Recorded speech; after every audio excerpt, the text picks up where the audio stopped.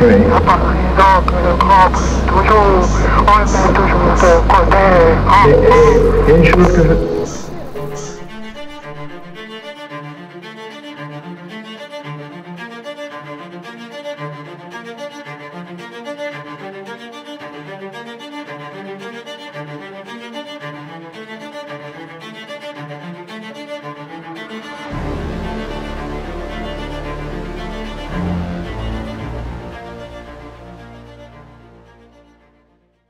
Bonjour Patricia Touranchot, merci de nous recevoir chez vous et d'avoir accepté de répondre à quelques questions pour notre chaîne Génération Grégory. Vous êtes journaliste d'investigation spécialisée dans les faits divers et l'on vous doit de nombreux livres, tels que Grégory, la machination familiale, Le Grêlé, Kim et les papis braqueurs très dernièrement, et notamment Le Magot, le livre qui nous éclaire sur les liens que vous avez découverts entre Michel Fourniret et le gang des Postiches. Vous avez également co-réalisé le documentaire Netflix Grégory, qui a permis à un grand nombre d'entre nous de nous intéresser à cette affaire. Pouvez-vous nous parler en quelques mots de vos méthodes d'investigation ? Je suis journaliste d'investigation, je m'occupe d'affaires criminelles, de banditisme, de terrorisme, de faits divers en général depuis un peu plus de 30 ans. Et mes méthodes, c'est d'abord de me faire des contacts. J'ai un gros carnet d'adresses de policiers, de gendarmes, d'avocats, de magistrats et aussi de témoins, de victimes, de criminels, de bandits. Et toutes ces sources, en fait, je les entretiens depuis très très longtemps. Et donc, j'essaye d'être loyale avec eux, d'aller voir dans tous les petits coins, d'aller voir tous les témoins, de me procurer les procédures judiciaires, mais pas que. Parce qu'un dossier d'instruction, ça ne suffit pas, même si on a tous les procès-verbaux, même si on a toutes les enquêtes de curriculum vitae des accusés dans un procès. L'important, c'est l'humain, ce sont les gens, ce sont les témoignages. Et donc, je mène mes enquêtes, si vous voulez, petit à petit, un peu à la manière d'un enquêteur de police ou de gendarmerie, sauf que la finalité est différente. Moi, je veux informer le public sur une affaire, je veux la détailler à fond, je suis une espèce de laboureuse, je vais labourer toute cette matière et essayer de la restituer dans un récit correct et pour les gens, pour le public. Alors justement, qu'est-ce qui change concrètement avec une enquête de police ? Le travail d'investigation que vous faites? Le travail d'investigation journalistique est différent d'une enquête de police en ce sens que je n'ai pas de pouvoir de coercition. Je ne peux pas avoir accès à certains fichiers de police ou de gendarmerie ou à des expertises ADN, etc., etc. Je n'ai pas tous ces moyens-là. Moi, je travaille un peu à l'ancienne, mais je travaille en recoupant chaque petit élément. C'est-à-dire que pour moi, il faut que chaque petit élément soit recoupé au moins 2 fois pour l'écrire. Et donc, j'avance comme ça. Je vais aller voir un témoin, je vais aller voir une victime, je vais aller voir un avocat, je vais aller voir un juge, je vais aller voir un policier. Et chaque élément, je les avance, je les vérifie, recoupe. Et ensuite seulement, je fais un récit que j'essaye de bâtir comme un récit d'aventure, en fait. Voilà. Mais ce qui est passionnant, c'est d'avancer avec des indices aussi. Voilà, dans une enquête, il y a plein de petits indices qui font que, à la fin, la police, la justice ou la gendarmerie ont leur opinion, ont leur hypothèse. Et moi, parfois aussi, j'ai une hypothèse personnelle. Les enquêtes de police s'appuient-elles parfois sur des enquêtes journalistiques pour relancer des pistes ? Il arrive, c'est rare, que le journaliste apporte en fait à la police et à la justice une affaire, en tout cas une piste, une très bonne piste. Et c'est ce qui m'est arrivé quand j'ai sorti en 2004 le fait que les 50 kilos d'or déterrés dans un cimetière par le tueur en série des Ardennes, Michel Fourniret, en tuant au passage Farida Amish, appartenait en réalité au gang de braqueurs des années 80, le gang des Postiches, qui avait planqué ce butin dans un cimetière, ce magot, et en fait, par un concours de circonstances, de rencontres en prison, de choses assez improbables, ce magot a atterri entre les mains de Michel Fourniret. Et moi, si vous voulez, je connaissais très bien le gang des postiches pour avoir écrit un livre sur eux en 2004.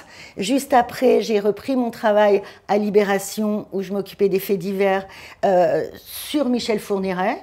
L'affaire venait d'éclater. Et il est apparu, à travers les révélations, les dénonciations de sa femme, Monique Olivier, qu'un des crimes était différent des autres. Farida Amiche, elle disait, ce n'est pas une petite fille que Michel a attrapée pour la violer et la tuer. Là, c'était une adulte de 30 ans qui avait été la femme d'un codétenu de Michel Fourniret en 84 et qui l'a accompagnée pour aller déterrer un stock d'or d'un cimetière. Et en fait, il a voulu Fourniret s'approprier tout le stock d'or et la tuer. Mais personne, la police, la justice, ne connaissait pas l'origine de ce stock d'or. Et moi, en fait, je connaissais suffisamment bien le gang des postiches pour savoir qu'une partie de leur butin, ils l'avaient perdu, ils l'avaient enterré dans un cimetière, et puis quand ils étaient allés voir dans la cachette, il n'y avait plus rien. Sauf que j'essayais de me rassurer, c'était trop énorme, ça me paraissait tellement énorme que je ne voulais même pas croire moi-même à mon intuition de départ. Et puis un jour, j'ai quand même décidé, parce que ça me réveillait la nuit, de vérifier. Et donc j'ai vérifié les hypothèses, enfin bon, j'ai vérifié tout mon truc et c'était juste. Et donc je l'ai sorti en exclusivité dans Libération, c'était la une, c'était Fourniret à braquer le gang des postiches. Et par la suite, la police judiciaire de Versailles qui enquêtait sur le meurtre de Farida Amiche s'est alignée sur mon hypothèse et ils m'ont même dit bah, « Patricia, vous auriez dû faire flic, hein, vous auriez dû faire l'école des commissaires ». Et j'ai dit « bah non, moi je suis très bien journaliste, ce n'est pas la même finalité. Moi je mène mes enquêtes pour autre chose, mais c'était quand même assez, c'était une forme de reconnaissance aussi. » C'est une fierté. Oui. Une forme de reconnaissance que la police judiciaire et la justice s'alignent sur mon hypothèse. Et d'ailleurs, Michel Fourniret et Monique Olivier ont été jugés en 2018 à Versailles par la cour d'assises pour l'assassinat de Farida Amiche et le vol de ce butin dans un cimetière. Un butin qui a permis à Michel Fourniret de mener la vie de château. Mais c'est incroyable parce que c'est grâce en fait à ces 50 kilos d'or que Michel Fourniret a vécu avec Monique Olivier 15 années de carrière criminelle, qui s'est acheté un château, des appartements à Sedan, des camionnettes pour enlever les petites filles, et etc., etc. Il en restait à la fin. Il restait des pièces d'or de ce trésor. Mais voilà, c'est très rare, en fait c'est très rare. Le travail d'investigation que je mène au quotidien ou maintenant de manière un peu plus, comment dire, approfondie et moins quotidien que quand je travaillais à Libération, c'est pas ça, c'est vraiment un travail de laboureuse, de prendre les petits éléments, de les recouper, de les mettre bout à bout, de recueillir les témoignages pour que ce soit humain, pour que ce soit vivant. Et voilà. Et sur l'affaire Grégory, si vous voulez, l'affaire Grégory, moi je l'ai connue quand j'étais stagiaire à Libération, vraiment petite stagiaire. On était en juillet 1985. Et là, à Libération, j'entendais mes chefs et Serge July parler avec Marguerite Duras, quand même la grande écrivaine de l'époque, qui venait d'avoir le prix Goncourt. Et ils discutaient avec elle d'une tribune, d'un article qu'elle devait faire. Et elle était allée avec deux journalistes de Libé, donc Denis Robert qui était le correspondant à Nancy, et puis Éric Favreau qui était en poste à Paris. Ils avaient emmené Marguerite Duras et son compagnon là-bas sur les hauteurs de l'Épanche pour voir la maison des Villemains, essayer de faire une espèce de tribune, de texte plus ou moins littéraire, etc. Et Marguerite Duras a complètement vrillé à ce moment-là. Denis Robert me raconte que quand ils sont sur les hauteurs de l'Épanche, en face de la maison des Villemains, il y a deux autres maisons autour, Marguerite Duras lui attrape la main et lui dit « Mais je le sens, je le sais, le crime a eu lieu dans cette maison. » Et en gros, la tribune, l'article je sais pas comment dire, parce qu'en fait, elle était écrivain. Donc, si elle avait fait une tribune ou un texte littéraire, ça devait être dans les pages culture de Libération. Sauf que là, ça s'est retrouvé en événement, dans les pages actualité de Libération. C'est ça qui n'allait pas du tout. Et ce texte, très beau, mais très fou, et complètement dingue, accusait en fait Christine Villemain d'avoir tué son enfant, tout en lui trouvant des circonstances atténuantes, parce qu'en tant que femme, la maternité, peut-être que c'est trop lourd, elle en avait peut-être marre de son fils, et on peut la comprendre. Enfin, c'était n'importe quoi. D'ailleurs, Christine Villemain, quand elle a lu cet article à l'époque, elle a dit, mais elle est tapée, cette femme, elle est complètement tapée. Et l'article s'appelait Christine V, sublime, forcément sublime. Mais ce qui est resté dans la tête des lecteurs et des gens, c'était Christine V, coupable, forcément coupable. Et c'est gravissime. Et donc, moi, j'ai assisté à ça en tant que stagiaire à Libération Paris. Et puis, par la suite, Libération m'a envoyée comme correspondante à Nantes. Ensuite, Libération m'a embauchée à Lyon. 86-88, et ce n'est qu'en 1990 que j'ai été embauchée à Paris pour suivre la police et les affaires criminelles. Et en 2017, en fait, j'étais partie de Libération. Moi, je ne m'étais pas occupée de l'affaire Grégory pendant tout ce temps-là, en fait. C'était Denis Robert, mon collègue en poste à Nancy, qui s'en occupait, qui était venu à Paris en 93. Il avait suivi le non-lieu de Christine Villemain en 93, le procès de Jean-Marie Villemain fin 93, et après, voilà, l'histoire s'était un peu enlisée. Et moi, je n'ai repris l'affaire Grégory en tant que journaliste à Libération que dans les années 2000 à peu près, quand il y a eu une réouverture pour l'analyse ADN d'un timbre. Le dossier a été reclôturé. Ensuite, j'avais traité le livre du gendarme Sesma, les deux affaires Grégory. J'avais fait une double page, donc je m'étais plongée dedans. Et pour moi, l'affaire Grégory, elle faisait partie de ma culture. Parce que quand même, en tant que journaliste, je l'ai suivie, je l'ai lu dans Libération, je l'ai lu dans les journaux. Et elle faisait partie de ma culture. J'avais le livre de référence de l'affaire, qui est Le bûcher des innocents de Laurence Lacour, qui était journaliste d'Europe 1 au moment de l'affaire en 84, qui a quitté son métier de journaliste après, écœuré par le traitement de l'affaire par les médias, et qui, en 93, sort aux éditions des Arènes un énorme livre. Elle avait fait à peu près 190 entretiens, mené une enquête ou une contre-enquête de 5 ans.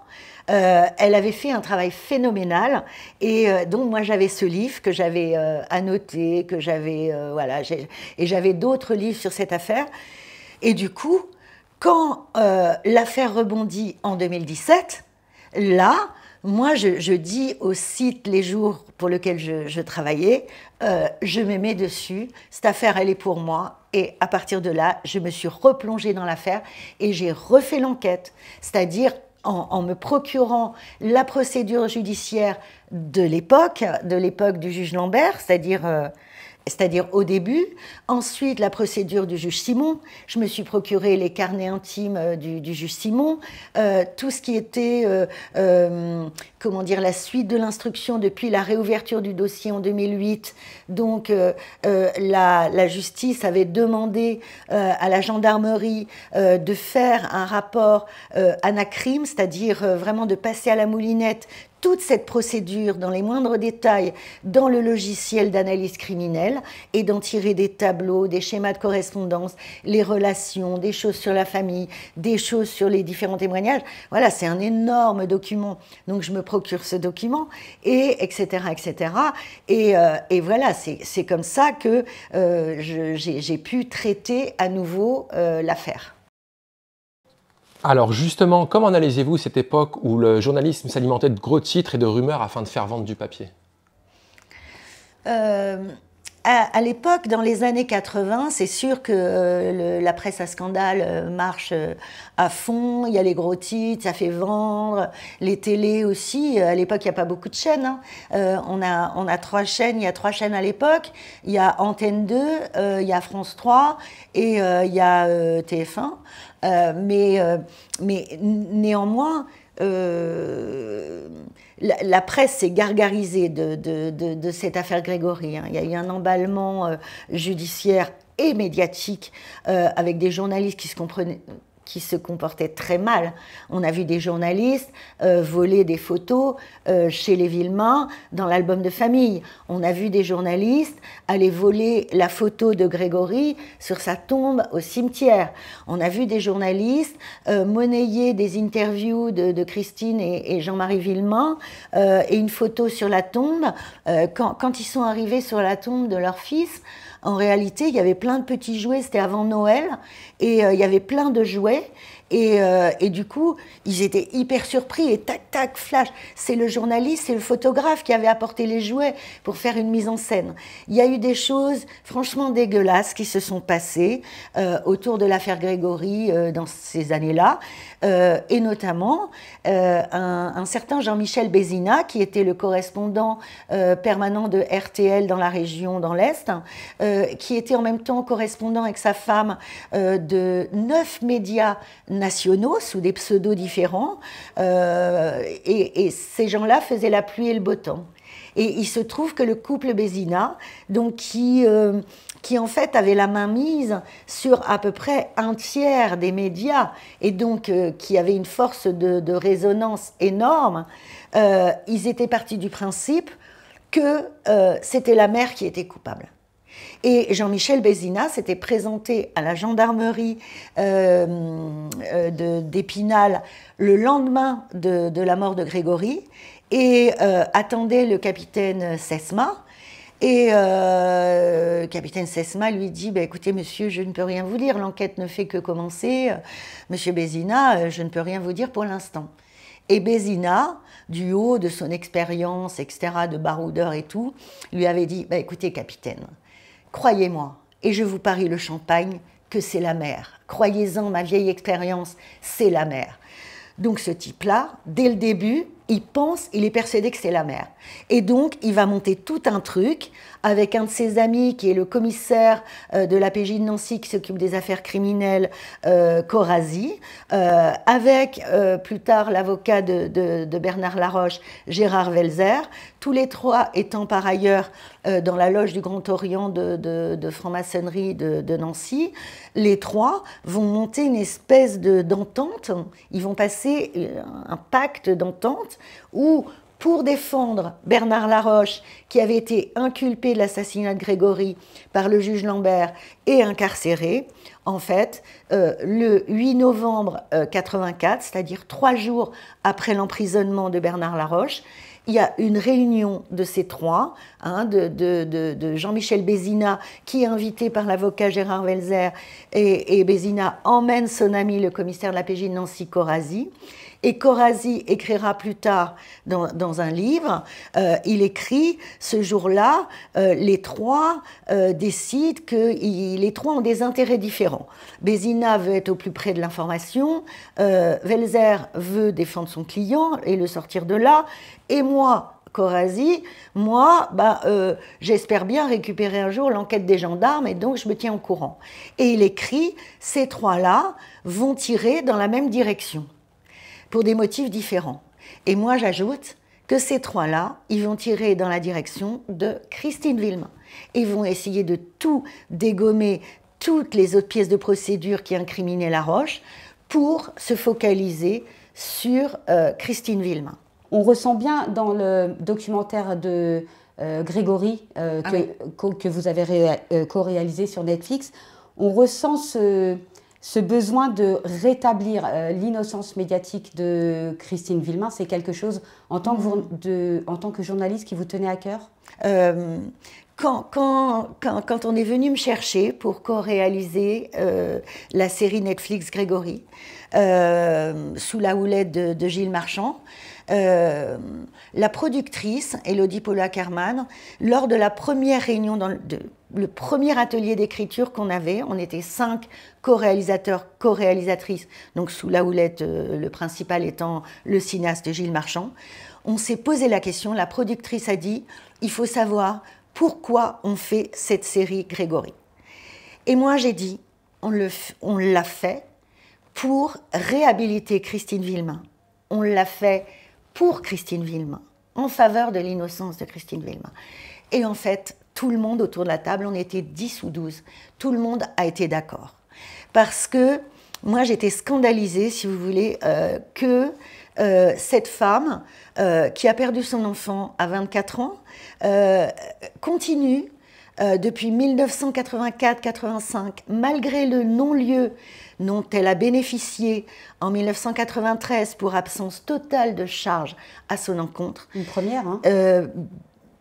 Bien que tout ait été décortiqué, démonté, etc., Christine Villemain continuait à être vue comme une espèce de sorcière, de méchante mère qui a tué son enfant, peut-être par accident, qui l'a maquillé, qui a maquillé l'accident en meurtre, etc. Et ça me ulcérait. Et moi, en tant que prof de journalisme dans 2 écoles, où j'enseigne police-justice et faits divers, j'enseignais à mes étudiants bien avant les rebondissements de 2017, je leur expliquais surtout ce qu'il ne faut pas faire dans une affaire, c'est ce que les médias ont fait dans l'affaire Grégory, et où la plupart des médias, enfin en tout cas une bonne moitié des médias, ont tiré à boulet rouge sur la mère, dont tous les médias signés par le clan Bézina, là, le couple Bézina. Et ça, c'était scandaleux. Cette femme, elle a été traînée dans la boue, elle a été salie, elle a été souillée sur des choses ineptes. Enfin, ça reposait sur rien, en fait. C'était vraiment parce que, et le commissaire Corazzi l'a dit dans notre série de Netflix, hein, il le dit lui-même, quand je l'ai interrogée, Christine Villemain, non mais attendez, bon, ok, elle était habillée en noir, enfin, sexy, bien coiffée, ce n'est pas ce qu'on attend d'une mère éplorée. Et on se rend compte de quoi peut naître le soupçon. Elle est trop belle, Christine Villemain, elle est trop sexy, elle n'est pas assez en deuil pour eux, alors qu'elle est minée de l'intérieur, elle est détruite de l'intérieur. Et ces types-là, ce commissaire de PJ qui va récupérer l'enquête, tient ce genre de propos. Et donc, cette série, on a été à l'unanimité, après que j'ai dit ça, tout le monde a dit oui, on fait cette série pour Christine Villemain. Et je pense aujourd'hui, pour en avoir parlé avec des très proches de Christine Villemain et Jean-Marie Villemain, qu'effectivement, cette série l'a réhabilitée. Alors justement, on l'a dit en introduction, vous avez écrit Grégory, la machination familiale en 2017, et en cette année littéraire, paraît une nouvelle édition de cet ouvrage. Quel est l'objectif moteur de cette réédition 6 ans après ? Ouais. Je ressors Grégory, la machination familiale en édition de poche, en point, le 13 septembre 2024, parce que j'ai voulu d'une part l'étoffer, et parce que depuis la sortie du grand format en 2018, la famille Laroche, les consorts Laroche ont attaqué mon livre. Donc, il y a eu une procédure judiciaire où la veuve Marie-Ange Laroche et ses 2 fils et leur avocat historique Gérard Welzer ont attaqué mon livre pour atteinte à la mémoire d'un mort, en l'occurrence Bernard Laroche. Et donc, c'est une procédure devant le tribunal de Versailles qui a duré presque 6 ans. Voilà, et donc, en fait, ils attaquaient des pans entiers de mon livre, un peu dans tous les sens, etc., etc. Ils demandaient la somme au Seuil, aux éditions du Seuil et à moi-même, de 280 000 €. Il faut quand même le faire. Et voilà, j'ai gagné une première fois, en première instance, j'ai gagné en 2021. Et là, ils ont fait appel. Et donc, il a fallu attendre mi-décembre 2023 pour que, enfin, je gagne. Donc, on a gagné contre les consorts Laroche. Et la Cour d'appel de Versailles a fait un arrêt, mais phénoménal. C'est-à-dire, ils disent, nous, magistrats, on a étudié tous les extraits du livre, voilà, les extraits litigieux visés par les plaignants. Nous, magistrats, nous avons lu l'intégralité du livre. Et nous constatons que rien n'est diffamatoire, rien ne porte atteinte à la mémoire de Bernard Laroche, que ce livre ne traite pas de Bernard Laroche, mais de l'ensemble de l'affaire, et que voilà, Patricia Tourangeau ne pouvait pas évidemment occulter le fait que Bernard Laroche avait été inculpé pour l'assassinat de Grégory, donc c'est un fait. Et surtout, les juges disent, au regard de l'intégralité du livre de Madame Tourangeau, nous remarquons que des passages attaqués, en fait, sont tronqués, voire dénaturés, tirés de leur contexte, et qu'ils font dire à l'auteur ce qu'elle ne dit pas dans ce livre. Et donc, les consorts Laroche ont été condamnés en fait, à verser 7 500 € au seuil et à payer les frais de justice. Et donc, moi, c'est pourquoi maintenant, je peux ressortir mon livre, parce que sinon je remettais une pièce dans la machine, il risquait d'attaquer la version poche. Et dans cette nouvelle version que j'ai complétée à l'aune de l'actualité quand même, parce que l'affaire a un petit peu évolué depuis 2018, donc je mets les nouveautés de cette affaire et je traite aussi de cette procédure judiciaire que les consorts Laroche m'ont faite. D'accord, puisqu'on en est à parler de la famille Boll et Laroche, j'aimerais qu'on revienne au début de cette histoire. Oui. Sur ce témoin clé qu'est Muriel Boll, sur ses premières déclarations, oui. Parce que c'est quand même très édifiant ce qui s'est passé. Et il y a souvent des erreurs commises sur à quel moment Muriel revient sur ses déclarations, etc. Ouais. J'aimerais bien que vous nous en parliez de ce moment-là. Oui. Lors de la première enquête des gendarmes, après le 16 octobre 1984, donc où Grégory a été retrouvé noyé dans la Vologne, les gendarmes ont exploré évidemment les proches, etc., et sont arrivés un peu par hasard sur Bernard Laroche, sur Muriel Boll, etc., mais ils ont interrogé beaucoup de gens. Et il se trouve qu'il y avait une contradiction entre les déclarations de Muriel Boll, qui avait 15 ans à l'époque, qui était la jeune belle-sœur de Bernard Laroche étant un ouvrier dans les filatures, qui était le cousin germain de Jean-Marie Villemain. Et donc Bernard Laroche, en gros, avait dit ce soir-là, je suis arrivée chez la tante Louisette, Muriel était déjà là, et Muriel Boll disait je suis arrivée chez la tante Louisette, mais en fait Bernard était déjà là. Donc petite contradiction. Donc pour lever cette contradiction, les gendarmes creusent un peu, reprennent Muriel Boll, reprennent Bernard Laroche, et là, Muriel dit non, elle essayait de faire valoir son truc, mais sauf qu'au départ, Muriel, elle disait je suis rentrée par le car, je suis partie du collège à 17h, je suis rentrée comme tous les soirs par le car et je suis arrivée chez la tante Louisette. Les gendarmes ont vérifié.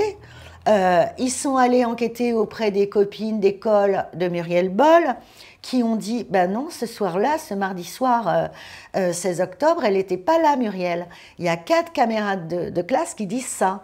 Muriel avait décrit un chauffeur de car, elle avait décrit M. Galmiche, qui est le conducteur habituel, sauf que le mardi 16 octobre, c'était un remplaçant. Ce n'était pas M. Galmiche, donc elle n'a pas décrit le bon chauffeur.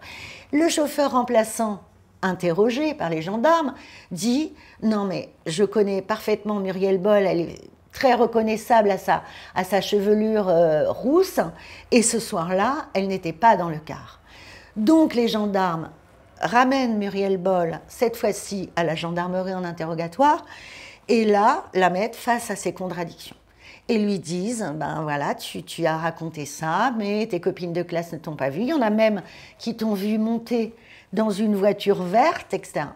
Et du coup, ça, on est le 2 novembre 1984, et Muriel, après 2 pages, disons, où elle est entendue comme témoin assisté et où elle continue à mentir, là, elle arrête et elle dit, bon, je vais vous raconter la vérité, j'ai menti. Et là, elle déroule une histoire où elle dit, ce soir-là, mon beau-frère Bernard Laroche est venu me chercher au collège. Il n'avait jamais fait ça de sa vie. Il était garé sur le parking. Quand je suis sortie des cours, il m'a appelé Bouboule, c'est mon surnom. Je suis arrivée, je suis montée dans la voiture.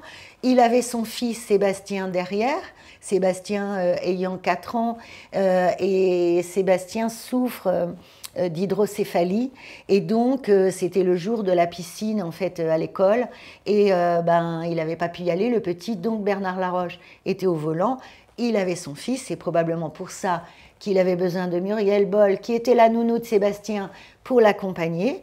Et Muriel dit, on est parti dans un village, Bon, après, les gendarmes ont retracé un peu le périple. Ils pensent que donc ils sont allés sur les hauteurs de l'Épanche sur Vologne. Là, Muriel dit, à un moment donné, donc je voyais une maison, etc.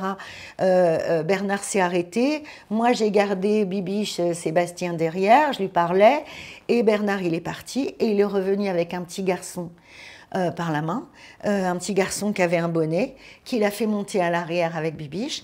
On est reparti dans un village, on s'est arrêté, là il y avait des travaux, on s'est arrêté un petit peu, après on est descendu donc, vers une commune qui a été identifiée comme étant Docelles, on s'est arrêté sur la grande place de Docelles, et à ce moment-là, Bernard est sorti avec le petit garçon coiffé d'un bonnet, il est parti avec lui, il est parti 5 minutes, et quand il est revenu, il n'y avait plus le petit garçon. Bernard est revenu tout seul et on est reparti ensemble.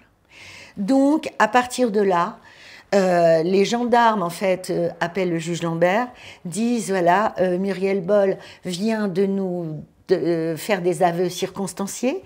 Elle était dans la voiture qui a participé à l'enlèvement de Grégory par son beau-frère Bernard Laroche. Est-ce qu'on peut vous l'amener, monsieur le juge, pour qu'elle témoigne devant vous? C'est un témoin capital. Et en réalité, le juge Lambert, à ce moment-là, donc on est déjà le 3 novembre, et lui dit, ah non, non, pas question, moi je pars en week-end de la Toussaint. Et donc, remettez-la dans sa famille et arrangez-vous pour que, voilà, vous m'amènerez Muriel Boll lundi matin à mon bureau. En fait, les gendarmes sont hyper angoissés de remettre cette gamine dans sa famille. Donc, ils préviennent son père, à elle, Lucien Boll, ils lui font lire son PV. Et ils disent, motus et bouche cousue, vous ne dites rien, c'est trop grave, c'est trop important. Et ils disent à Muriel, tu ne dis rien, passe le week-end, attends lundi, voilà, on verra après. Le lundi matin, 5 novembre 84, les gendarmes vont chercher Muriel Boll chez elle et l'amènent au tribunal d'Épinal, dans le bureau du juge Lambert. Là, le juge Lambert et son greffier demandent aux gendarmes de sortir pour prendre la déposition de Muriel Boll, et lui pose même la question, ça s'est bien passé avec les gendarmes, comment? Mais oui, les gendarmes c'est mes copains, ça s'est bien passé, dit-elle, et elle répète point par point tout ce qu'elle avait dit en garde à vue aux gendarmes, et même avec plus de détails. Et donc, le juge Lambert la renvoie dans sa famille, demande aux gendarmes de la renvoyer. Enfin, il fait une petite reconstitution de parcours qui n'est pas très probante parce que visiblement elle est un peu perdue. Le juge Lambert n'a même pas le greffier, son greffier est dans une autre voiture que la sienne. C'est très, très étrange. Et ensuite, il dit aux gendarmes, vous ramenez Muriel Boll dans sa famille. Sauf que le même jour, le juge Lambert, qui se base aussi sur une expertise en écriture, partielle, dit-il, parce qu'en fait, il a eu l'avis de 2 expertes en écriture qui trouvaient que les dictées de Bernard Laroche ressemblaient vraiment à l'écriture de la lettre de revendication du crime par un anonyme. Et donc, le juge Lambert se basait sur ces expertises en écriture partielle, puisqu'il n'avait pas la confirmation des experts par écrit signé. Et sur ce témoignage capital, le juge Lambert dépêche les gendarmes à l'entreprise, à l'usine de Bernard Laroche pour l'interpeller sur son lieu de travail. Il le ramène menotté, il l'emmène au tribunal d'Épinal, et là, le juge Lambert inculpe Bernard Laroche pour l'assassinat de Grégory et l'envoie en prison. Évidemment, là, on est toujours le 5 novembre 1984. Le soir, Muriel elle a 15 ans. Elle est dans sa famille. Sa sœur, c'est Marie-Ange Boll, mariée à Bernard Laroche, qui lui dit « Mais qu'est-ce que t'as fait? Mais qu'est-ce que t'as fait? Mais qu'est-ce que t'as fait à Bernard? Il est en prison, mais qu'est-ce que t'as fait ?» Tout le monde lui tombe dessus dans la famille. Elle prend une rouste. Ça, c'est établi. Elle prend une rouste ce soir-là et elle est exfiltrée d'ailleurs par sa mère plus tard dans la soirée chez une sœur. Elle veut se suicider. Enfin, voilà, Muriel, elle ne va pas bien du tout. Elle commence à réaliser la portée de ce qu'elle a dit aux gendarmes et tout ça. Et là, le lendemain, 6 novembre 1984, Muriel, accompagnée de sa mère et de ses frères, qu'on voit sur des images dans notre série Grégory, là, tout le monde, ils sont fous de rage, ils vont au tribunal et ils disent, Muriel dit au juge Lambert, voilà, en présence de sa mère, voilà, tout ce que j'ai raconté, c'est des conneries, elle se rétracte, elle efface tout ça, elle dit, c'est parce que les gendarmes, ils m'ont fait des pressions, ils m'ont menacé de m'envoyer en maison de correction, et donc, mais Bernard, il est innocent, etc. Elle dit ça ensuite devant les caméras, et voilà. En fait, pendant, entre le 2 novembre et le 6 novembre, voilà, pendant 3 jours, Muriel Boll a dit, à mon sens, la vérité, puisque son témoignage a été recoupé par d'autres témoignages qui ont vu, il y a 2 témoins qui ont vu la voiture verte, la Peugeot 308 verte de Bernard Laroche sur les hauteurs de l'Éponge, dont l'amant de la fermière Clodon, dont un voisin, Monsieur Collin. Donc la voiture de Bernard Laroche, un mec corpulent avec une rousse à ses côtés, donc Muriel Boll. Cette voiture, elle est vue ailleurs. Donc Muriel Boll, pour moi, pendant 3 jours, dit la vérité, et depuis 40 ans, raconte l'inverse. Voilà. Donc, à partir du moment où elle s'est rétractée, mais il faut la comprendre, cette gamine, elle a été mise à l'écart de sa famille. Les relations, elle a été paria toute sa vie. Je veux dire, cette affaire l'a marquée à vie. Elle n'était qu'une enfant, elle n'était qu'une mineure. Voilà, elle a subi des dépressions. Il y a même son père qui lui a fait porter par la suite le chapeau de la mort de Bernard Laroche, qui, une fois qu'il a été libéré par le juge Lambert en mars 85, en fait, a été tué par Jean-Marie Villemain. Donc, certains dans sa famille ont dit, tu vois, c'est ta faute, il a été tué Bernard. Voilà, donc, voilà. Aujourd'hui, la justice a tranché, c'est-à-dire que les avocats de Muriel Boll, Maître Tessonnière, etc., ont essayé de faire annuler cette garde à vue et ils ont réussi à obtenir l'annulation de la garde à vue de Muriel Boll parce qu'en fait, elle était mineure à l'époque et la France ne respectait pas les droits des mineurs à l'époque comme d'autres pays. Donc, en fait, ne faisait pas bénéficier la mineure des services d'un avocat, voilà, du droit au silence. Voilà, donc, sa garde à vue a été annulée. Une partie de son PV d'aveu à la gendarmerie a été annulée. Il y avait 4 pages. Les 2 premières pages sont restées parce qu'elle parlait en tant que témoin. Donc, elle raconte quand même tout le scénario d'enlèvement. Les 2 dernières pages ont été annulées de la procédure. Mais il reste sa déposition intégrale chez le juge Jean-Michel Lambert du 6 novembre 84 qui raconte tout pareil. Donc, peu importe. On se dit que c'était un beau gâchis quand même tout ça. Est-ce que vous pensez que sans cette erreur de jugement du juge Lambert, l'enquête aurait pu avoir une autre face? C'est-à-dire que le juge Lambert, il était d'une part pas doué en procédure, humainement limite, assez mégalo. Voilà. Donc, avec tout ça, quand il avait les éléments pour inculper Bernard Laroche.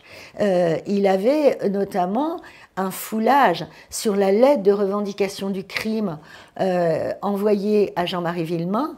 Il y a 2 initiales en creux qui sont BL, à sa manière d'ailleurs de les écrire, c'est-à-dire une calligraphiée, une en majuscule. C'est comme ça qu'il signe ses initiales, qu'il signait ses initiales, Bernard Laroche.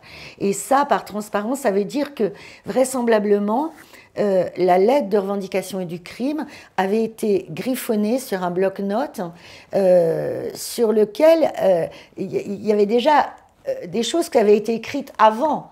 Une feuille avait été enlevée, et puis après, il y avait l'empreinte, les traces de ces initiales.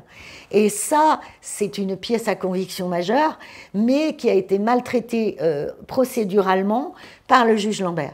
Donc, une fois l'inculpation de Bernard Laroche et son incarcération, ses avocats, Maître Paul Pron et Gérard Welzer, vont faire des pieds et des mains et ils vont attaquer à juste titre les pièces de procédure qui sont mal ficelées.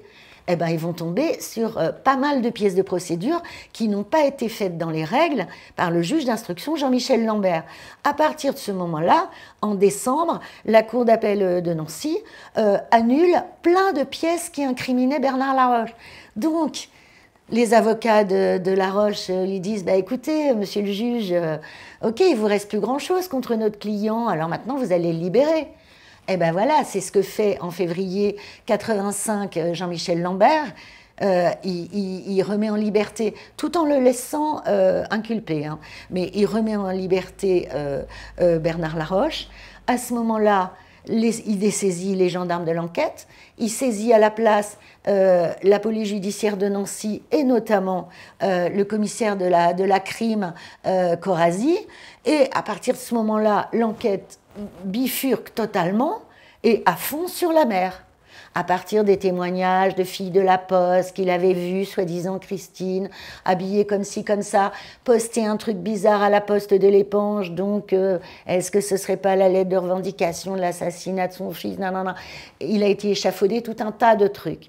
Et d'ailleurs, ces témoignages des filles de la poste, les gendarmes les avaient eus dès le départ.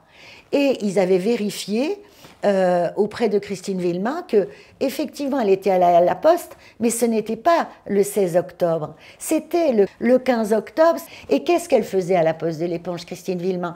Elle allait poster une commande de vêtements pour son petit garçon à Verbaudet, qui était un truc par correspondance.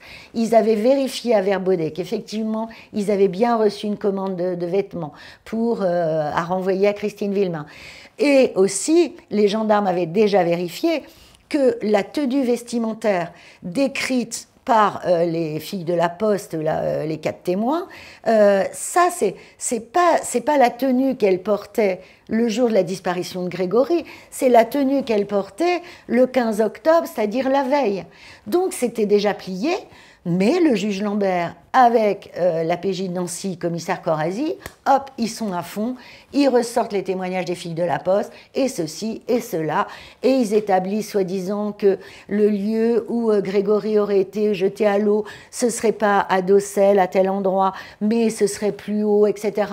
Ils font des chronométrages, en allant très vite, Christine Villemain, elle a eu le temps de faire ci, de faire ça. Enfin, voilà, c'est n'importe quoi. Il y a des expertises en écriture après, des expertises vocales, alors qui ont dit tout et n'importe quoi, hein, les expertises, donc un coup c'est... Voilà, mais à un moment donné, je veux dire, en mars 85, à un moment donné, c'est par la radio, c'est par RTL, un soir en rentrant avec Jean-Marie, de chez les parents de Jean-Marie, que Christine apprend à la radio, par Jean-Michel Bézina, que c'est Christine Villemain maintenant qui est dans le collimateur du juge Lambert, que d'ailleurs, il y a une expertise en écriture qui l'incrimine, etc. Et Christine, elle est dans tous ses états, elle dit mais quoi? Et elle attend des jumeaux à ce moment-là, elle fait une fausse couche, elle perd un des 2 jumeaux, elle se retrouve à la clinique de la Roseraie, et Jean-Marie là devient fou de rage. Et le juge Lambert va venir lui notifier à Christine Villemain, sur son lit à la clinique, l'expertise en écriture qui, soi-disant, l'incriminerait elle, et lui refaire faire une dictée. Jean-Marie Villemain devient fou de douleur, fou de rage. Et il dit à un moment donné, ce n'est plus du sang qui coulait dans mes veines, c'était du chagrin. Et là, en fait, à un moment, il entend, il avait promis, juré à son petit garçon Grégory mort de le venger. Et là, à un moment, il quitte la clinique. Jean-Marie Villemain va sur la tombe de Grégory. Et là, lui promet, il lui dit, je vais te venger, mon petit bonhomme, etc. Et il part, il va tuer Bernard Laroche. Et à partir de ce moment-là, alors non seulement lui, un honnête homme, victime, puisqu'il a perdu son gamin, qu'il a été victime d'un corbeau qu'il a harcelé pendant 18 mois avant, qu'il menaçait de mort, etc. Lui, victime, honnête homme, il devient un criminel, il devient un meurtrier. Et en fait, il sait que ce qu'il a fait déjà voilà, il est devenu un assassin. Et deuxièmement, il a perdu ce jour-là les chances de savoir un jour la vérité judiciaire. Parce que quand même, quand on regarde bien ce dossier d'instruction aujourd'hui, et d'ailleurs, la Cour d'appel de Dijon l'a écrit noir sur blanc en 1993, dans le non-lu à Christine Villemain, ils écrivent « Il existe de fortes présomptions que Bernard Laroche ait été l'acteur de l'enlèvement de Grégory ». En revanche, voilà, la Cour d'appel dit sur le meurtre, on ne sait pas. Sur l'enlèvement, oui. C'est Bernard Laroche qui a enlevé Grégory. Et c'est écrit noir sur blanc. Et ils écrivent même que Muriel Boll, à son insu, hein, mais elle a participé quelque part à l'enlèvement, en rassurant par sa présence à la fois le petit garçon de Bernard Laroche et le petit Grégory.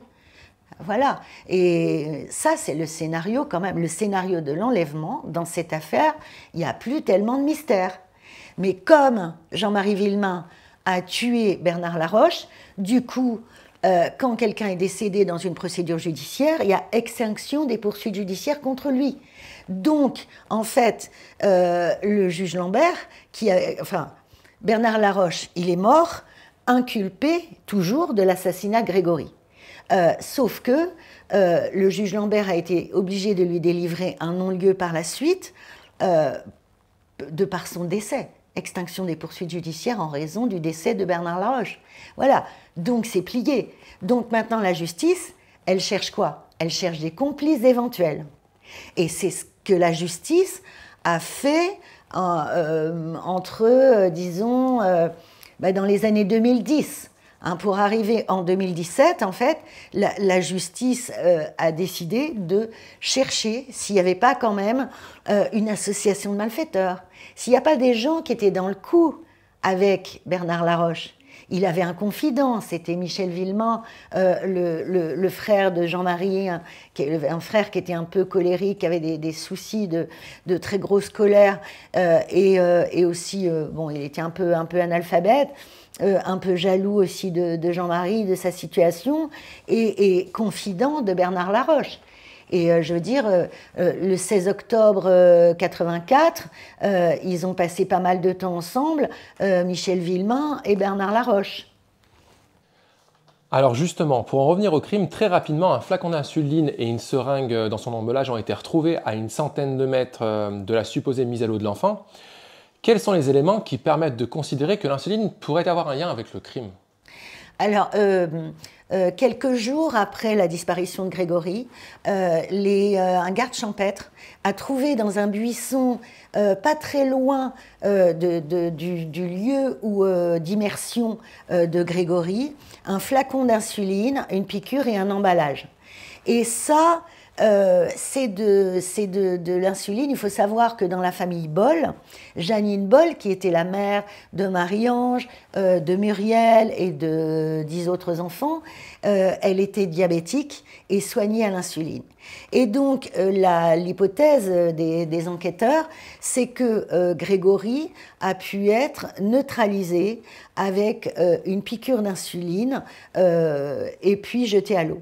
Parce qu'en fait, Grégory, il était vivant quand il a été jeté dans la Vologne. Mais il ne s'est pas débattu, il n'y a pas de trace de défense. Ça veut dire qu'il était peut-être juste endormi.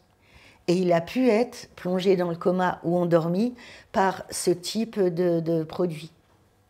Sauf que, à l'époque, l'autopsie pratiquée en présence du juge Lambert a été incomplète.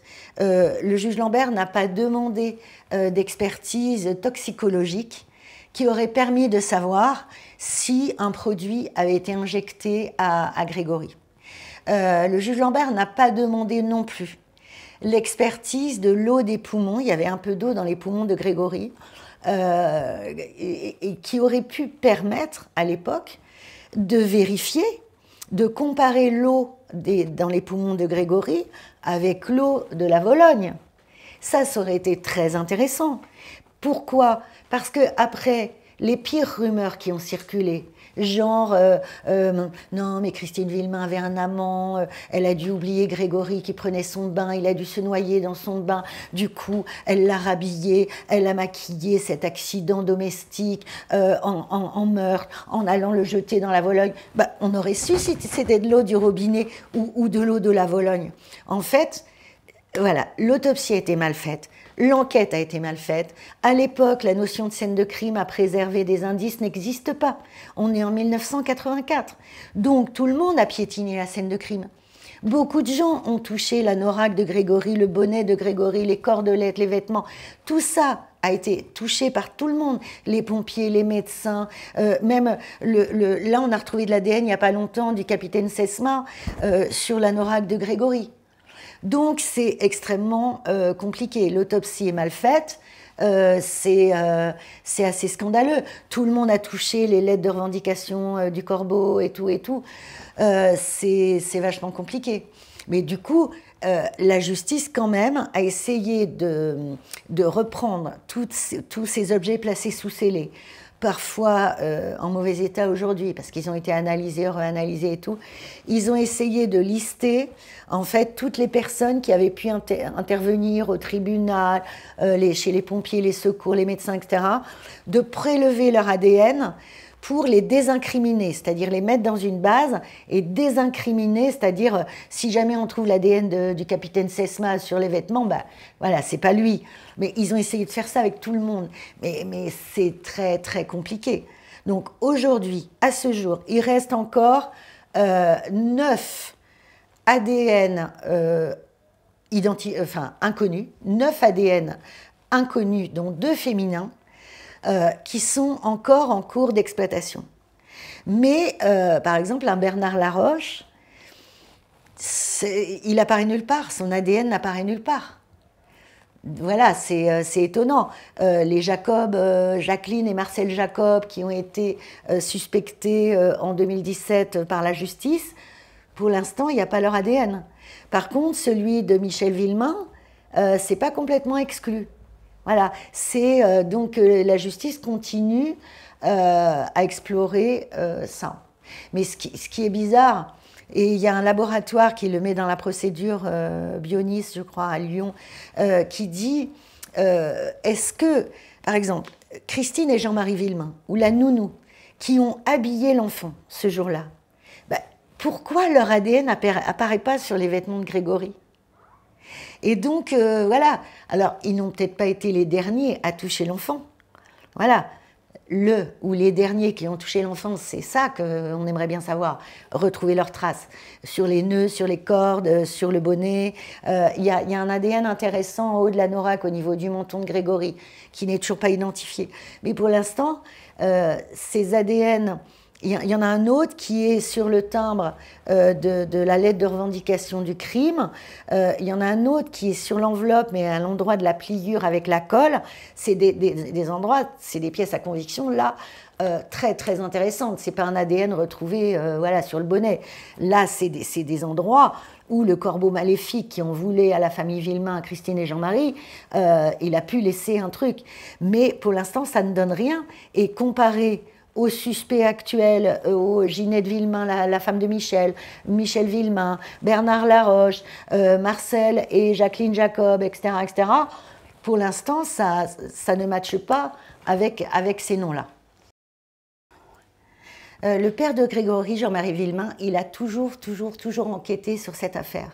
En fait, il a analysé la première procédure donc, du juge Lambert et puis le supplément d'information du président Maurice Simon de la Cour d'appel de Dijon. Il a tout scanné, analysé, disséqué. Il a fait des rapports qu'il donne à la justice, qu'il donne à ses avocats et qu'il donne à la justice. Par exemple, sur le chronométrage de l'enlèvement, où il a pu déterminer, il a fait vraiment les emplois du temps, les dires de chacun, les heures, les minutes, etc., y compris de sa femme Christine Villemain, de Bernard Laroche, de tous les voisins du coin, et il en est arrivé à la conclusion que l'enlèvement, le rapt, il n'a pu avoir lieu qu'entre 17h et 17h17. Voilà, et il a ramené tous les témoignages.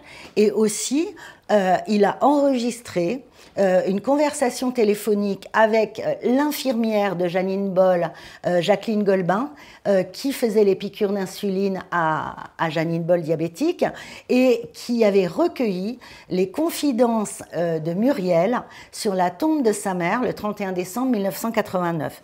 Et Muriel, en fait, s'était épanchée parce que l'infirmière lui disait « Mais maintenant, ta mère, regarde, elle est là, c'est une pierre, quoi, tu peux parler maintenant, tu peux lui dire, tu peux me dire, tu peux... » Et en fait, Muriel lui avait redit en pleurant beaucoup qu'elle était dans la voiture avec Bernard Laroche, que c'est ça, mais qu'elle regrettait pour Bernard parce que c'était un chic gars et tout ça, et qu'il l'ait tué. Mais, voilà. Mais elle a redit qu'elle était dans la voiture de l'enlèvement.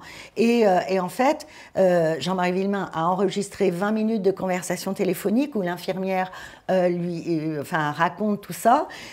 Mais la justice, à l'époque, le président Simon, qui avait eu par oral ce témoignage de l'infirmière, en fait, attendait de pouvoir confronter Jacqueline Golbin, l'infirmière, à Muriel Boll, voire à d'autres personnes, sauf que là, on était en janvier 1990 et que le président Maurice Simon a eu une attaque cardiaque, il a eu un infarctus qui lui a fait perdre la mémoire, qui l'a empêché de toute façon de continuer la procédure. Et puis, l'infirmière par la suite a été obligée de quitter les Vosges, elle avait subi des menaces de mort, etc. etc. Voilà. Mais pour dire que Jean-Marie Villemain, il connaît le dossier par cœur. Il recoupe. Encore aujourd'hui, c'est lui qui vérifie dans le dossier judiciaire les tableaux d'ADN, les choses qui n'ont pas été faites, qui demandent des recherches d'ADN en parentèle sur tel et tel, l'inscription de tel ADN dans le fichier national des empreintes génétiques, etc., etc. Il ne lâchera pas. Il ne veut pas lâcher. Christine, elle est plus en retrait parce que, mais elle est aussi acharnée à trouver, mais elle est moins procédurière, quoi. Elle est moins le nez dans l'enquête que Jean-Marie. Mais Jean-Marie connaît le dossier par cœur et il met un point d'honneur à épauler aussi la justice, à demander en tant que partie civile un certain nombre d'actes judiciaires pour essayer d'aller jusqu'au bout et enfin avoir le nom de qui a attaché Grégory et qui l'a jeté à la Vologne. Les rebondissements en 2017, il y a des rebondissements énormes dans cette affaire. Le 14 juin 2017, Jacqueline et Marcel Jacob, qui sont un oncle et une tante de Jean-Marie Villemain, hein, Marcel Jacob, c'est un des frères, un petit frère de Monique Villemain, la mère de Jean-Marie.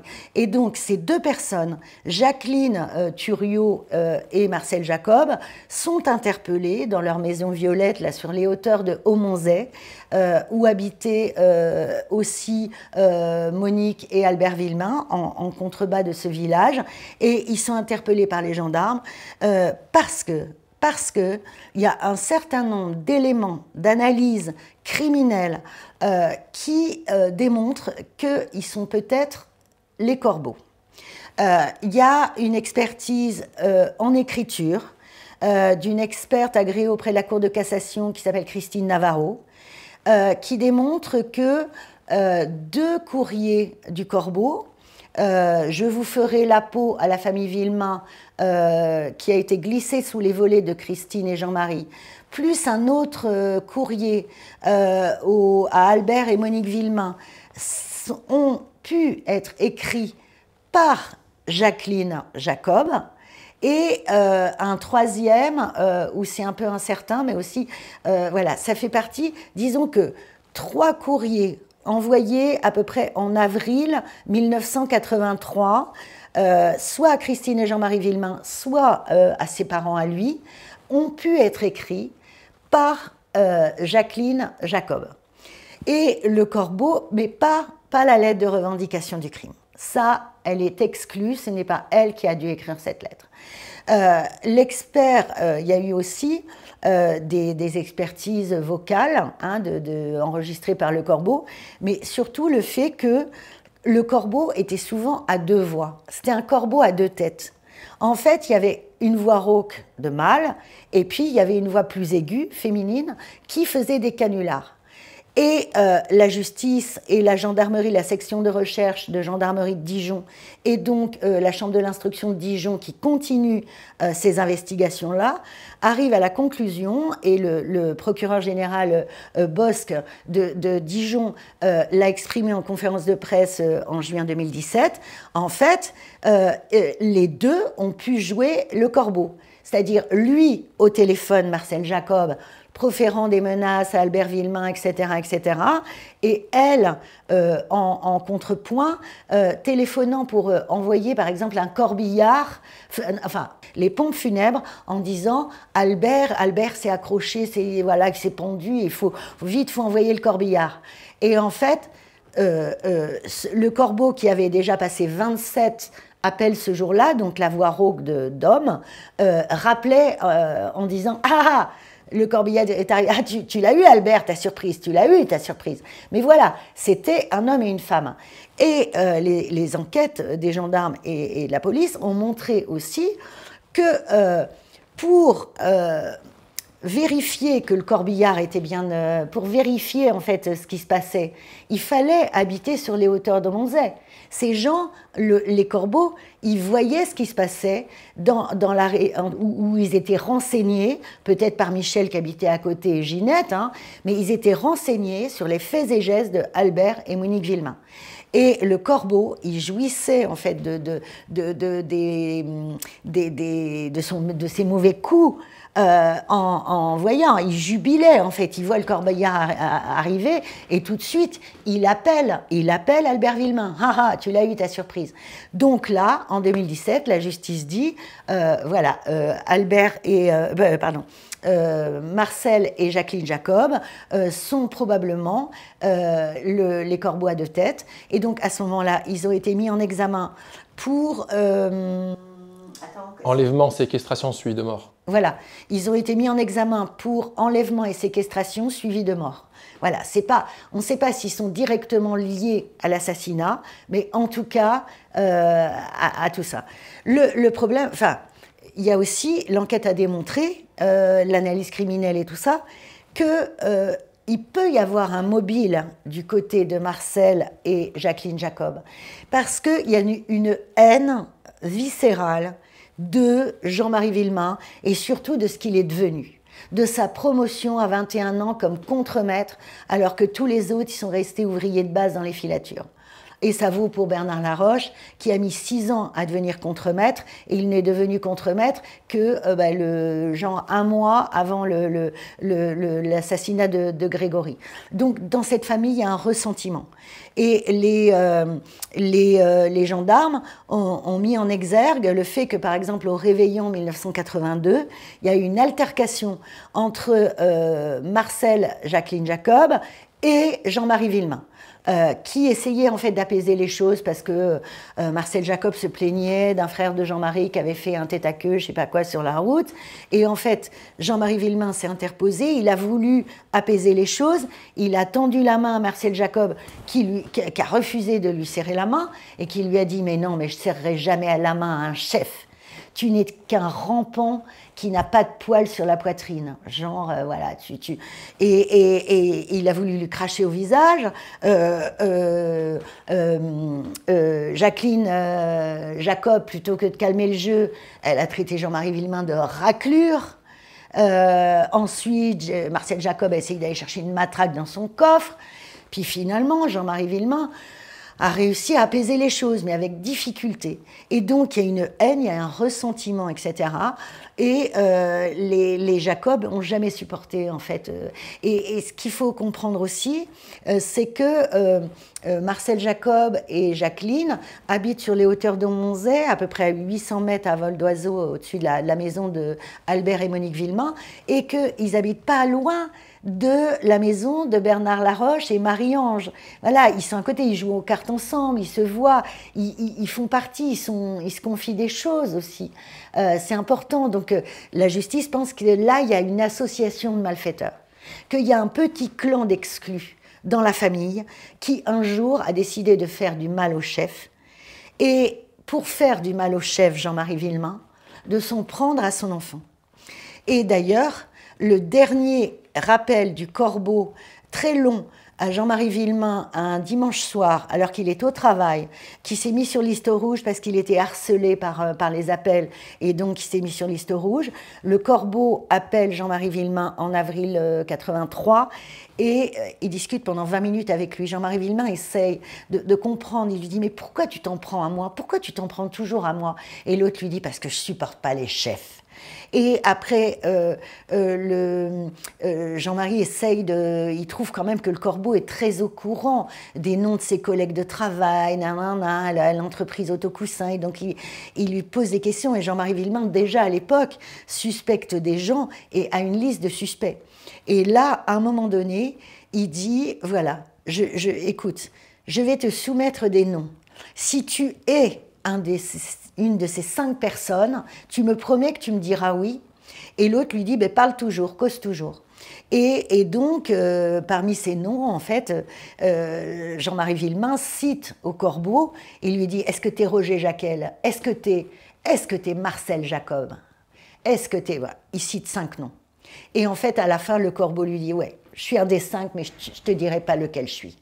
Mais voilà, comme quoi Jean-Marie Villemain, il soupçonne déjà à l'époque que ça peut être Marcel Jacob, et ils s'en étaient expliqués il y a longtemps dans la procédure. Il avait dit, pour plusieurs raisons, mais en tout cas, je savais que Marcel Jacob n'avait pas supporté ma promotion. Et ça, c'était... voilà. Et ce jour-là, c'est incroyable, parce que le Corbeau menace de s'en prendre à sa maison. De toute façon, ta maison, je vais la détruire, je vais cramer tes trucs, je vais détruire... Jean-Marie Villemain fait mine que bah, tu peux toujours y aller, hein, j'en construirai une autre. Hein. Eh ben, je vais m'en prendre à ta femme. Je vais violer ta femme. Et peut-être après, je vais la tuer. Et puis, Jean-Marie Villemain répond, mais attends, oui, ben, j'irai te porter des oranges en prison. Et je m'en fous, je trouverai une autre gonzesse. Il fait mine que ça ne l'atteint pas. Et là, le Corbeau, c'est sûrement à ce moment-là qu'il réalise qu'il peut faire le plus de mal à Jean-Marie Villemain. Et il lui dit, eh ben, je m'en prendrai à ton mioche. Et tu sais, je le surveille, tu n'as pas intérêt à le laisser traîner, parce que tu le retrouveras en bas. En bas, ça veut dire dans la rivière. Voilà. Et ça, là, Jean-Marie Villemain pète les plombs. Et dit, si jamais tu touches un cheveu de mon mioche, de mon gamin, t'es un homme mort, etc. Et là, le Corbeau maléfique a compris que c'est ça qu'il fallait toucher. C'est ça qui vraiment allait le plomber, lui faire causer de plus de chagrin. Et l'appel s'est terminé là. Le Corbeau a envoyé donc 3 courriers, et le Corbeau a disparu. Et tout le monde a respiré dans la famille. Et là, aujourd'hui, j'entends des gens qui disent « Ouais, mais alors, sachant ça, pourquoi Christine et Jean-Marie Villemain, ils n'ont pas surveillé plus Grégory ?» Mais quoi? On est 1 an et demi plus tard, la vie a repris, le Corbeau, pour eux, il a même été identifié, parce qu'il y avait une enquête des gendarmes, et ils pensaient qu'il s'était arrêté parce qu'il avait été identifié. Bon, bref. Et à la campagne, on joue, les enfants, ils jouent dehors. Et voilà. Enfin, jamais ils auraient imaginé un truc pareil. Mais le Corbeau, pourquoi le Corbeau se réveille? Il se réveille 18 mois plus tard. Et il y a peut-être... Christine et Jean-Marie Villemain pensent qu'il y a pu avoir des maladresses dans leurs propos, des maladresses qui peuvent faire mouche chez des gens méchants, en fait. Et par exemple, un dimanche, Marie-Ange, Christine discutait avec Ginette Villemain, et elles ont parlé de Sébastien Laroche, du petit, qui venait juste de rentrer à l'école alors qu'il avait le même âge que Grégory était déjà depuis 1 an à la maternelle. Et Sébastien venait d'arriver à l'école maternelle, mais comme il avait un problème d'hydrocéphalie avec un drain, etc., Marie-Ange avait dit à Ginette...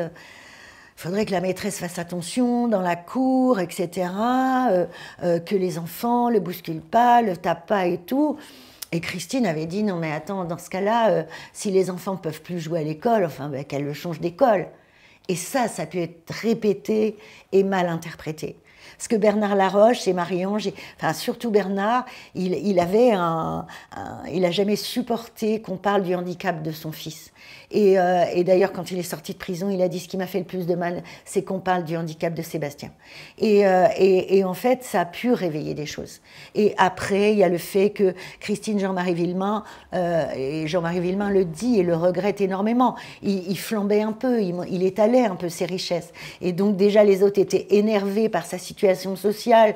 Voilà, ils avaient 2 voitures, une belle maison, un bel enfant, il avait une belle femme, et en plus, il frimait avec. Et il avait acheté un canapé en cuir sur lequel, le 14 octobre 1984, Michel Villemain et Ginette arrivaient à l'improviste pour un prétexte, une bagnole dont ils voulaient parler à Jean-Marie. Bon, bref, ils ont découvert le canapé en cuir. Et là, Michel aurait dit à Christine et Jean-Marie: ah bah, faut vraiment être un chef pour se payer un truc pareil. Alors, et justement, on sent les antagonistes, mais revenons un peu sur le couple Jacob. Jusqu'à aujourd'hui, en fait, concrètement, leur alibi, il a été vérifié ou pas? Officiellement, Marcel et Jacqueline Jacob se trouvaient dans leur usine entre 13h et 21h le 16 octobre 1984. Et ils ont un alibi, en tout cas, entre 14h et 16h15, qui est une réunion syndicale de la CGT. Ils étaient tous les deux délégués syndicaux CGT et qui s'est tenue effectivement à l'usine. Donc entre 14 et 16h15, ça, il est établi par le PV de la réunion syndicale que Marcel et Jacqueline Jacob se trouvaient bien à l'usine. Après, c'est beaucoup plus compliqué.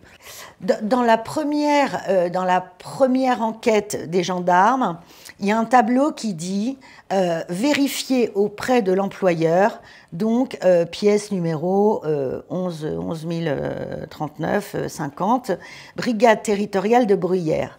Et l'avocat des Jacob a dit: eh ben voilà, je tiens la preuve que mes clients se trouvaient bien à l'usine ce jour-là, et donc on n'en parle plus.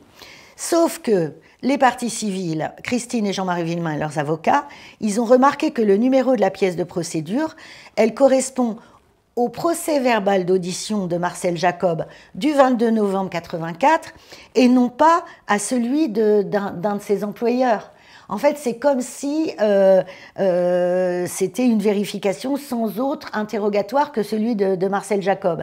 Et il n'y a aucun chef de cette usine, aucun contremaître qui atteste sur PV de leur présence continuelle le 16 octobre. Et il y avait un registre des absences. Sauf que, en fait, voilà, le registre, il ne mentionne pas d'absence d'ouvriers de l'usine, donc on peut en déduire que Marcel et Jacqueline Jacob ont bien travaillé l'après-midi du 16 octobre 1984. Toutefois, dans leur synthèse, sur les horaires de travail de Marcel Jacob, les gendarmes ont dit « aucune précision ne peut être apportée au jour le jour. Il est possible de se faire remplacer individuellement, voilà, mais ce n'est pas marqué. Les jours d'absence, ils sont enregistrés, mais si c'est 30 à 40 minutes, ce n'est pas enregistré. Et il n'y avait pas de pointeuse. Donc, si vous voulez, il n'y a rien qui atteste à 100% que Jacqueline et Marcel Jacob étaient bien présents à l'usine Walter Seitz, disons à partir de 16h15, 16h30 ce jour-là, jusqu'à 21h. Il y a eu à un moment la thèse d'un homme présent dans un bar. Est-ce que c'est quelque chose d'actualité? Parce que j'ai cru comprendre que dans certains PV, c'était évoqué par les enquêteurs auprès de Marcel en lui demandant. Ouais, alors sur la... Il y a plusieurs choses sur Marcel Jacob. Chez Marcel Jacob, il avait des jumelles. Ouais. Oui. Marcel Jacob avait des jumelles depuis très très longtemps. Leur fille Valérie a dit que ses parents passaient leur temps à regarder avec les jumelles ce qui se passait en bas. En bas, il se trouve qu'il y a la maison de Albert et Monique Villemain. Il y a des bruits d'arrière-fond, en arrière-fond de certains appels du corbeau qui montrent par exemple que quelqu'un monte des marches, monte 13 marches. Or, dans le pavillon des Jacob, entre le garage et le téléphone qui se trouve dans le couloir en haut, il y a précisément 13 marches. Et ça, la juge Claire Barbier, elle l'a fait remarquer en interrogatoire de Marcel et Jacqueline Jacob. Il y a des bruits de métiers à tisser en arrière-plan, et les gendarmes ont découvert qu'à l'usine, Marcel Jacob et Jacqueline avaient une facilité d'accès au téléphone de l'usine assez incroyable. Et il y a aussi le fait que, ça dans l'interrogatoire de Marcel Jacob en juin 2017, c'est très marquant, le fait que Marcel Jacob, à l'époque, il a des rouflaquettes, il a une petite moustache, en fait, il a le même look, il ressemble fort au portrait robot d'un consommateur pressé et inconnu que le bistrotier de Docelles a repéré le 16 octobre. Donc il y a un homme qui est venu, un client, vers 16h35, 16h40, au café de la Poste de Docelles.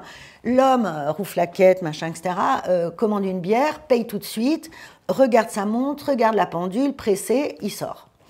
Ce même type revient vers 17h, 17h15, il commande une bière, il paye, il regarde sa montre, il regarde la pendule, pressé, il ressort. Et ce type-là, sur le portrait robot, à l'époque déjà, le bistrotier avait dit non, ce n'est pas Bernard Laroche. Mais aujourd'hui, les gendarmes se disent, eh ben, ça pourrait peut-être correspondre à Marcel Jacob. Et en interrogatoire, il lui dit ça, il dit « non, ça ne me ressemble pas, ben non, pas du tout, c'est pas moi, etc. » Et les gendarmes lui disent « ouais, pourtant, vous avez la même manière, depuis le début de la garde à vue, de regarder votre montre, de regarder la pendule. » Et ça, c'est un élément qui me paraît quand même très intéressant. C'est-à-dire que maintenant, il y a deux hypothèses. Il y a deux hypothèses. Et enfin, dans le scénario des gendarmes et de la justice aujourd'hui, il y a deux hypothèses. Soit Bernard Laroche, qui a enlevé Grégory à l'Épanche-sur-Vologne et l'a amené à Docelles vers 17h15, soit il est sorti de la voiture, comme a dit Muriel Boll, avec Grégory, et il l'a supprimé tout seul, une piqûre d'insuline ou pas, il l'a attaché et jeté dans la Vologne et reparti. Deuxième hypothèse, l'acte collectif, familial, suivi et privilégié depuis 2017 par les gendarmes et la justice, soit Bernard Laroche, à Docelles, remet le petit garçon à quelqu'un. Quelqu'un, évidemment, du complot familial et de ce petit clan d'exclus de la famille qui veut s'en prendre au chef. Et du coup, pourquoi pas au consommateur pressé du café de la Poste de Docelles. Mais c'est très, très touchy. Pour l'instant, la justice n'a pas trouvé la preuve formelle. La preuve formelle, ce serait un ADN, ce serait quelque chose de vraiment probant. Et à ce stade, il n'y a que des soupçons. La mise en examen des Jacob a été annulée pour vice de procédure. Du coup, pour l'instant, ils ne sont plus du tout poursuivis. Alors justement, est-ce que vous pensez qu'ils pourraient éventuellement être remis en examen ? Le nouveau président de la Chambre d'instruction de la Cour d'appel de Dijon, Dominique Brault, a évoqué auprès des parties civiles la possibilité un jour peut-être de remettre en examen les Jacob. Mais ça n'a pas été fait depuis plusieurs années. Et donc, soit il attend une preuve qui n'arrive pas, soit il le fera pas. Et si c'est, si vous voulez, je termine un peu comme ça dans mon livre, si la justice arrive à prouver que les Jacob faisaient partie, étaient le corbeau, ont harcelé, ont participé à l'association de malfaiteurs, le délit de participation à une association de malfaiteurs criminels, c'est prescrit, c'est terminé. Ils ne pourraient pas être envoyés pour ça. Si c'est... ils peuvent pas, la justice ne peut pas les poursuivre uniquement pour harcèlement téléphonique et menace de mort. C'est pareil, ce sont des délits qui sont prescrits. Donc, si la justice veut les renvoyer devant une cour d'assises, il faudrait les raccrocher à l'assassinat lui-même. Mais il faut avoir des preuves pour ça. Parce que si c'est pour les remettre en examen, et puis continuer une enquête, et puis aboutir à un non-lieu, bah, c'est nul, c'est pas la peine d'avoir fait tout ça pour ça. Ou si c'est pour les renvoyer devant une cour d'assises, puis qu'ils soient acquittés, je pense que les parties civiles ne souhaitent pas ça. C'est-à-dire soit la justice réussit à trouver une preuve formelle, criminelle, et à les renvoyer devant une cour d'assises, et ok, comme ça on saura, ce sera carré, sinon c'est pas la peine. Est-ce que vous pensez qu'on va avoir des nouvelles de l'affaire Grégory dans les prochains mois, prochaines années? Franchement, j'en sais rien. On aura à nouveau des résultats. Il y a des expertises ADN qui sont diligentées en ce moment, donc on aura peut-être du nouveau de ce côté-là. Mais hélas, moi j'essaye toujours d'y croire, et je trouve que pour les parents de Grégory, ce serait génial de leur donner un nom, deux noms, de leur expliquer ce qui s'est passé, que la justice leur explique. Mais hélas, j'ai peur que la Vologne ait tout lavé les preuves, que tout ait été souillé, et qu'on n'ait pas la preuve en béton qui permette d'incriminer véritablement le corbeau qui a harcelé la famille, et surtout le corbeau qui a assassiné Grégory et qui l'a revendiqué. Parce que le mobile du crime, on le connaît depuis le début. Quel que soit le criminel, le mobile du crime, il est inscrit dans la lettre de revendication anonyme du corbeau, qui est « J'espère que tu mourras de chagrin, le chef. Ce n'est pas ton argent qui pourra te redonner ton fils. Voilà ma vengeance, pauvre con. » Donc c'est bien la haine, la vengeance, la jalousie qui ont poussé le ou les corbeaux maléfiques à tuer le fils du chef pour lui faire payer, en fait. Patricia Tourancheau, merci pour cette entrevue passionnante et pour votre accueil. Merci. Je tenais également à remercier notre ami Thomas Conrier qui a rendu cette rencontre possible. Et je rappelle à nos spectateurs que votre livre Grégory, la machination familiale, qui paraîtra le 13 septembre aux éditions Point, sera dans toutes les bonnes librairies. Merci à vous. Beaucoup. Merci.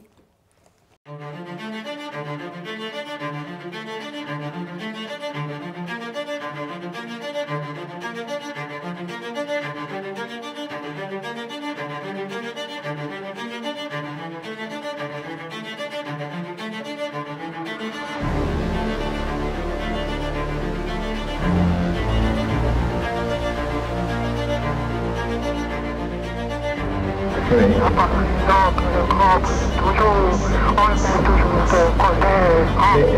Il y a une chose que